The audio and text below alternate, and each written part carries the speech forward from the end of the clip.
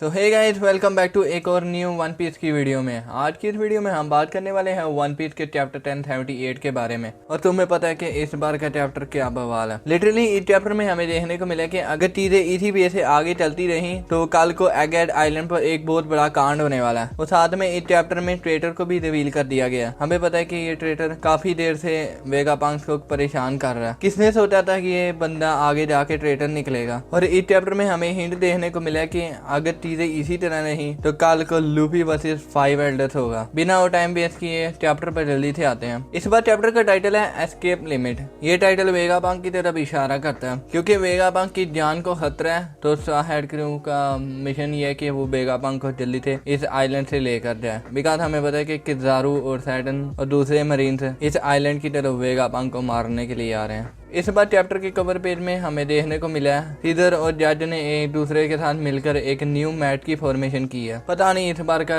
Cover page काफी अजीब लग रहा है क्योंकि कल तो ये एक दूसरे के जान के दुश्मन थे और आज हमें देखने को मिला है कि इन दोनों ने हाथ मिलाकर एक दूसरे के साथ अलायंस बना लिया और जिससे एक न्यू मैट की फॉर्मेशन हुई है। पता नहीं अब इनका क्या इरादा है। हो सकता है कि ये वेगापंक को मारने की प्लानिंग कर रहे हो क्योंकि पिछले कवर पेज में हमें देखने को मिला था कि इनको रियलाइज होता है कि इन सब मुसीबत के पीछे वेगापंक का हाथ था।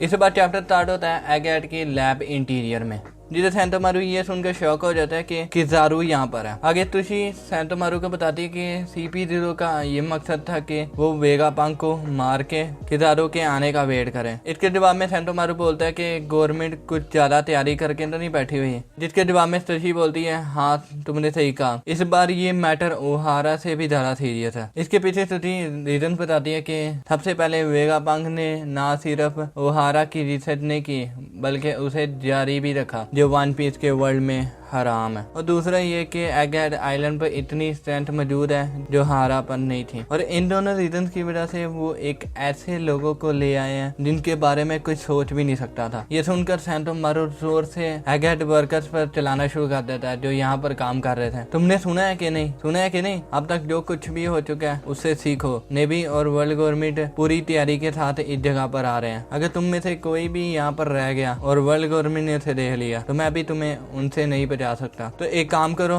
जल्दी से सामान पैक करो और शिप लेकर इस आइलैंड से भाग जाओ। नेवी के आने से पहले जल्दी से इस आइलैंड से भाग जाओ। देन आगे सीन जाता है 3rd फ्लोर लैब बिल्डिंग 3 पर, जिधर उसुप, लिलिथ और फ्रैंकी एस्नेक के साथ फाइट कर रहे हैं। लेकिन इधर एस्नेक उसुप और लिलिथ को पूरा स्टोन में बदल देती है। लेकिन यहाँ पर हम देखते हैं कि फ्रैंकी आधा स्टोन में बदल गया, उसकी लेफ्ट साइड अभी भी काम कर रही है। फ्रैंकी इधर गुस्से से बोलता है कि देखो इधर मेरी लेफ्ट साइड अभी भी काम कर रही है, अगर तुमने जल्दी से इनको नॉर्मल फॉर्म में नहीं बदला तो तुम्हें मेरे से कोई भी नहीं बचा सकता। लेकिन एस्नेक एटीट्यूड के साथ उसकी कोई बात नहीं सुनती। आगे हम देखते हैं कि एस्नेक इधर अचानक से पाइथागोरस वाले वेगापंक को नोटिस कर लेती है जो इनके पास चलकर आ रहा होता है। पाइथागोरस से पूछता है कि हे एस्नेक, मुझे ये बताओ कि तुम्हें ये करने का ऑर्डर किसने दिया। लेकिन एस्नेक जवाब दिए बगैर पाइथागोरस को अपनी टांग के नीचे देकर कुचल देती है और साथ में एक जोर से धमाका होता है। इधर हम पैनल में देखते हैं कि फ्रैंकी का आधा मुंह स्टोन में बदल गया और आधा अभी नॉर्मल फॉर्म में है। इधर मेरा नहीं ख्याल कि पाइथागोरस वाला वेगापंक मरा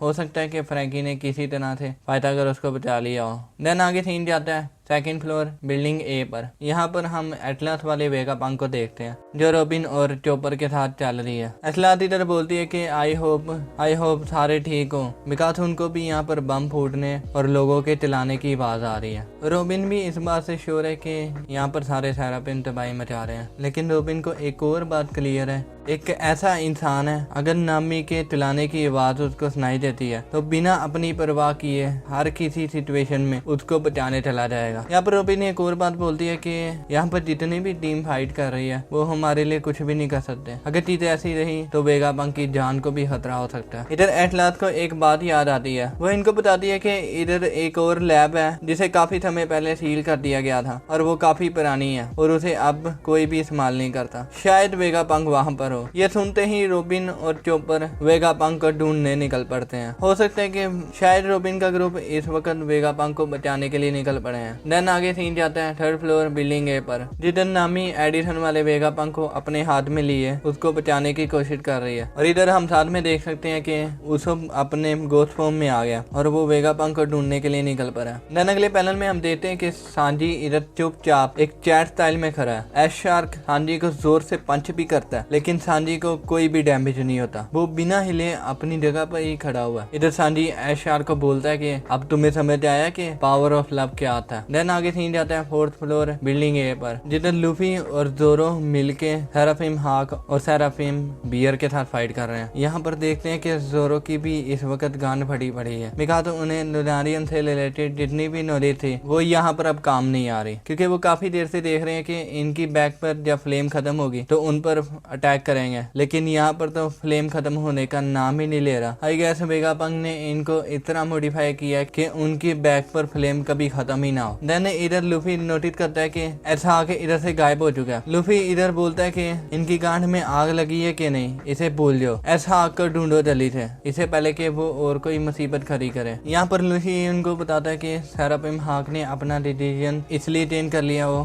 बिकॉज उसे तुम जैसे कमजोर लोगों से लड़ने में मजा नहीं आ रहा। हम जैसे खतरनाक लोगों के साथ वो बाद में फाइट करना चाहता है। और तुम्हें पता है लूफी, यहाँ पर कमजोर लोग कौन है? तुम्हारे दोस्त। अगर वो तुम जैसे कमजोर लोगों को खत्म करता है तो तुम्हारी बुद्धि खुल जाएगी। ये बात सुनते ही जोरो गर्म हो जाता है और कहता है कि मैं सेराफिम हाक को अब छोड़ूंगा नहीं। लेकिन इधर लूफी चूतिया नहीं है। वो इधर काकू से बोलता है कि हे उसब की कॉपी, फटाफट उसके पीछे भाग, वो किसी को खत्म करे या ना करे, लेकिन उससे पहले वो रास्ता जरूर भूल जाएगा। ये सुनते ही काकू बोलता है क्या चूतिया करे हुआ है, और तेजी से जोरो के पीछे भागने लगता है। और इधर साथ में बोलता भी है, हे लूफी एक बात बता, तू उसब बोल किसको रहा है? लूफी को इधर अभी तक काकू का नाम नहीं याद हुआ, तो इसलिए वो उसे उसब बोलकर ही बुला रहा है। देन अगले पैनल में हम देखते हैं कि लूफी हाक गैटलिंग बोलकर सेराफिम बियर के ऊपर पंच करना शुरू कर देता है। इधर काकू लूफी को बोलता है तुम इधर जितने भी पंच इस्तेमाल कर लो, इनसे उनको कोई फर्क नहीं पड़ने वाला। इसके बाद थोड़ा सा सीन चेंज होता है और ये सबसे इम्पोर्टेंट पार्ट है। बोनी इधर अपने बाप की हिस्ट्री को जानकर बहुत ही ज्यादा रो रही होती है। इधर ओडा सेंसे हमें बता रहे होते हैं कि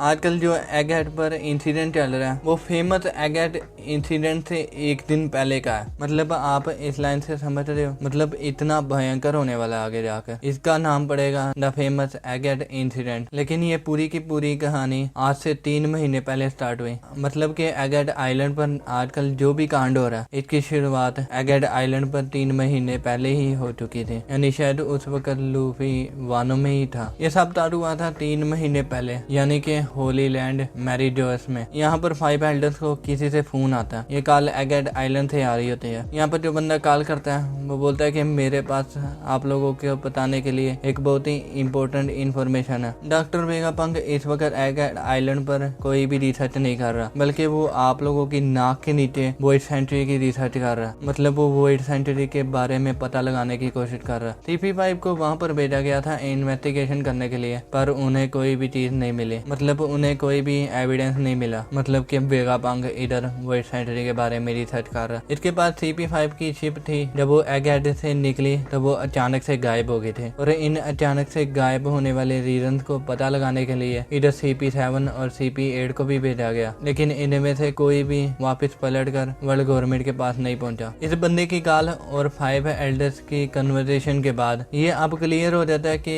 वेगापंक ने 5 एल्डर्स को धोखा दिया। उनकी नाक के नीचे वॉइड सेंचुरी के बारे में रिसर्च कर रहा है। तो इसी वजह से 5 एल्डर्स ने डिसीजन लिया कि वेगापंक को खत्म कर दो, मतलब कि उसका सार काट दो। ये मिशन CP0 को सौंप दिया जाता है। उन्हें एगहेड आइलैंड की तरफ डिप्लॉय कर दिया जाता है। लेकिन 5 एल्डर्स इतने चूतिया नहीं थे। उन्हें पता था कि वेगापंक को खत्म करना इतना आसान नहीं है। तो इसलिए इन 5 एल्डर्स ने डिसाइड किया कि किजारू भी वहां पर जाएगा और साथ में 5 एल्डर्स में से भी एक बंदा जाएगा, यानी 5 एल्डर्स में से ग्रेसिया सैडन जाएगा। लेकिन सिर्फ ये नहीं गए, उनके साथ और भी दूसरी ब्रांचेस पीछे गए हुए हैं। लेकिन इन्होंने जितने भी तैयारी कर ली हो, लेकिन इन्हें नहीं पता था इन सब की गांड मारने एक ऐसा बंदा आ रहा है जो उन्होंने कभी एक्सपेक्ट नहीं किया था। The emperor of the sea Mugiwara no Luffy, उसकी शिप अचानक से एगेट आइलैंड पर आकर लैंड कर जाती है और अचानक से इन सब की गांड फट जाती है। इधर अकाइनो की गांड फटी पड़ी है, क्या तुमने मुगीवारा नो लूफी का नाम लिया? और 5 एल्डर्स में सैटर्न बोलता है दोबारा नहीं, नीका को दोबारा नहीं झेल सकते। और इसके बाद हमें पता चलता है कि चाहे कुछ भी हो जाए, उस दिन जो कुछ भी हुआ वो पूरे वन पीस वर्ल्ड को इतना बड़ा शौक देगा, लिटरली उन्होंने सोचा नहीं होगा, इतना बड़ा शौक देगा कि वो इमेजिन भी नहीं कर सकते। आप सोच रहे होगे कौन सा शौक, ऐसा क्या शौक होगा जिससे पूरे वन पीस वर्ल्ड की दुनिया हिल जाएगी? अब क्या होने वाला बाकी है। यहाँ तक कि मुझे लगता है कि 5 एल्डर्स में वो जो सैटर्न नहीं है वो अपनी गांड मरवाने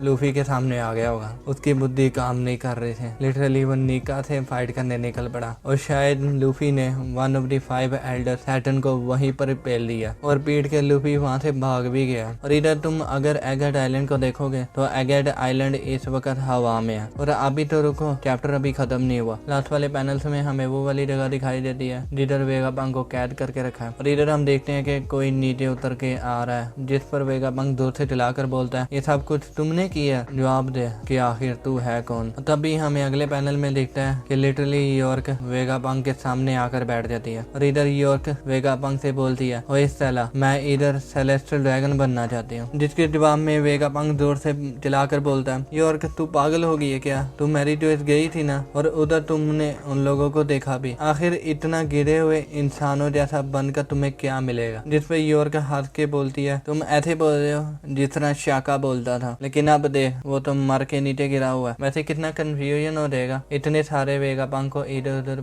फिर के देखना। मेरा ख्याल है कि दुनिया बहुत ज्यादा बेहतर हो जाएगी अगर हम में से सिर्फ एक ही वेगापंक जिंदा रहेगा। The embodiment of unfettered desire leaves the shadows, इस लाइन के साथ चैप्टर 1078 अब खत्म होता है। अब सबसे बड़ी बात है कि अब ये सेलेस्टियल ड्रैगन क्यों बनना चाहती है, और इससे बड़ी बात कि ये सेलेस्टियल ड्रैगन बन कैसे सकती है। हमें पता है कि सिर्फ रॉयल फैमिली से सेलेस्टियल ड्रैगन बन सकती है। यहाँ से एक बात रिवील होती है कि यॉर्क कोई नॉर्मल ह्यूमन नहीं है। मुझे लगता है कि यॉर्क शायद पहले रॉयल फैमिली से बिलोंग करती थी, जिस तरह दो फ्लेमिंगो करता था। यॉर्क की हंसी को देखकर भी ये लगता है कि यॉर्क इन सब से अलग है। अगर यॉर्क रॉयल फैमिली से बिलोंग करती है तो मुझे लगता है कि वो सेलेस्टियल ड्रैगन के पास जाकर एक सेलेस्टियल ड्रैगन बन सकती है, और ये शायद उसके लिए बहुत अच्छा ऑप्शन भी रहेगा। हमें पता है कि वेगापंक के 6 अलग अलग क्लोन्स हैं और इनमें एक अलग अलग फैक्टर आता है, जिस तरह की किसी में प्राइड है, ऑनर है, इंटेलिजेंस है, ग्रीड एक्सेट्रा। तो इसी तरह वेगापंक का एक एक फैक्टर हर एक वेगापंक क्लोन्स में है। तो इसी तरह यॉर्क में लालच का फैक्टर है, मतलब जितना भी लालच